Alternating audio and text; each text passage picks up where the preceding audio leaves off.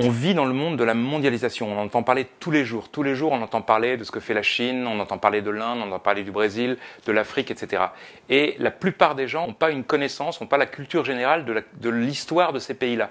Donc je pensais qu'au XXIe siècle, un honnête homme, un citoyen, il devait avoir les bases de l'histoire chinoise, de l'histoire indienne, de l'histoire de l'Amérique latine, etc. Et donc ce livre, l'histoire du monde, c'est ça, c'est d'essayer de synthétiser par palier chronologique, de la manière la plus simple possible, l'histoire de toutes les grandes civilisations du monde depuis 5000 ans.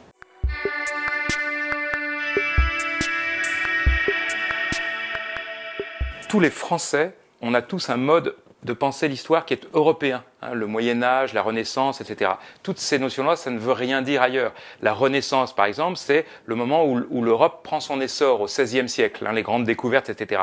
Il est bien évident que pour un Chinois, le sentiment sera plutôt inverse, parce que la décadence commence. Pour un Chinois, la Renaissance, c'est plutôt le XXIe siècle, c'est là où son pays va devenir très puissant. Aussi, la manière européenne de voir l'histoire, elle nous donne des biais qui sont très souvent faux.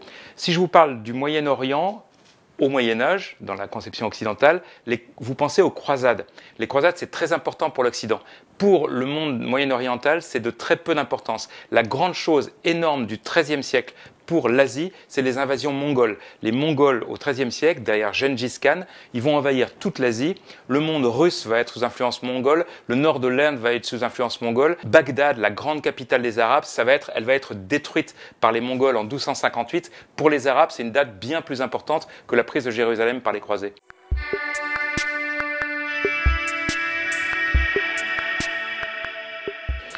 Alors, amuser, c'est peut-être un mot compliqué parce qu'il y a quand même beaucoup de morts dans un livre d'histoire. On passe son temps à faire des guerres, etc. Mais enfin, heureusement, ces guerres sont terminées. Et puis l'histoire, c'est aussi un domaine qui fait rêver. Moi, je rêve toujours quand j'écris des livres d'histoire.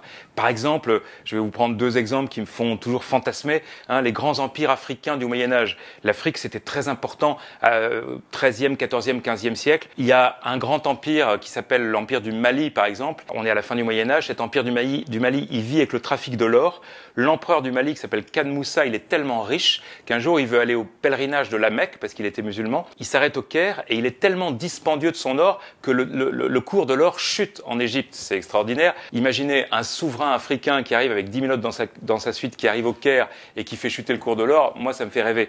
Ou alors, par exemple, il y a aussi la grande épopée de la libération de l'Amérique latine. Hein. L'Amérique latine, depuis les conquistadors, depuis Pizarro et Cortés, c'était des colonies espagnoles. Au début du XIXe siècle, ces colonies se libèrent de la tutelle espagnole. Un des hommes qui va libérer l'Amérique latine, c'est Bolivar. Bolivar, c'est une épopée extraordinaire. Il part de Caracas, il va devenir le nouveau président de tous les pays qu'il libère de la tutelle espagnole. Il fait une traversée des Andes extraordinaire. Et puis son grand rêve, le grand rêve de Bolivar, c'est de faire les États-Unis d'Amérique espagnole, les États-Unis de l'Amérique latine. Il va échouer à faire ça parce que tous ces pays se disputent et ne veulent pas se mettre ensemble.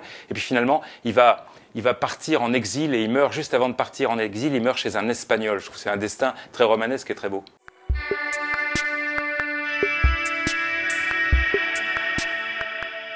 Ma passion, c'est l'histoire, et ma passion, c'est de transmettre l'histoire. Il y a beaucoup de livres d'histoire qui sortent, qui sont de très très bons livres, mais qui sont très compliqués pour le grand public. Moi, j'essaie de transmettre, d'être un pédagogue de l'histoire, de parler toujours simplement. Alors dans ma tête à moi, j'ai toujours deux personnes à qui je parle. Je parle à mon père qui a 86 ans et je parle à ma nièce qui a 20 ans.